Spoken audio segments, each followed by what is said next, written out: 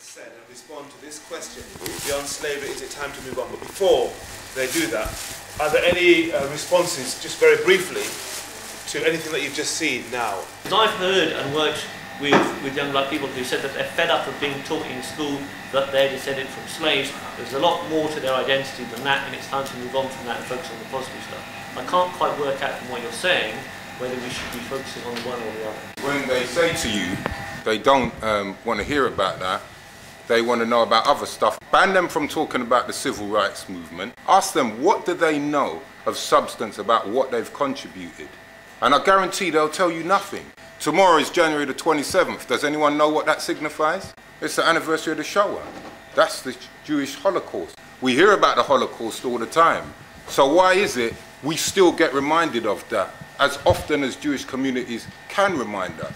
I think that as Africans, the most dangerous thing for us to think is we can teach that history, forget that rupture, and then deal with what is happening now. Unless we show people that there was a history. The racist Europeans who rejigged education about 300 years ago are the ones who deny that history. And to me, the only way we're going to resolve it is for people to have some open and honest discussions. They had the G8 summit last year. Who were the most visible spokespeople for Africans? Half dead, drunken, whatever he is, Bob Geldof and Bono. It's ridiculous. But that's what we've inherited because we're still seen and regarded as the white man's burden, and we need to have some open and honest conversations. Otherwise, we can feed our children whatever myths we want. We can feed them whatever. But as long as they think the only thing they are is so-called black British, they're in trouble. Totally in trouble, because Britain doesn't want them.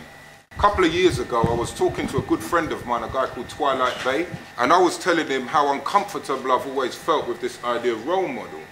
And he said, well, in America, you know Jim Brown, the famous Hollywood actor? So you see the truce between the Crips and the Bloods in Los Angeles? Well, Twilight Bay was involved in that when he was 15. And he said Jim Brown said to them, you need to think about goal models.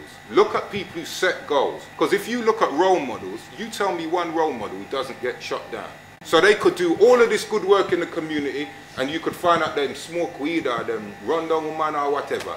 Then what that does is every other thing they've contributed gets dashed aside with them. You're speaking about the education of, like, basically young people need to have types of education. One thing I want to add is that I feel like the education that is missing as far as black history needs to be taught to everybody.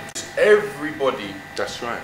Starting from, you know, kids to adults need to actually start to understand the idea that they've been taught wrongly about black people, in order for them to understand how to deal with talking, with working, with socializing with black people. Because I feel like you can teach the youth anything. Now we have adults that have got jobs and companies and stuff that have, you know, you sit on the tube, in England, you sit on the tube and you know you're not supposed to talk to anybody.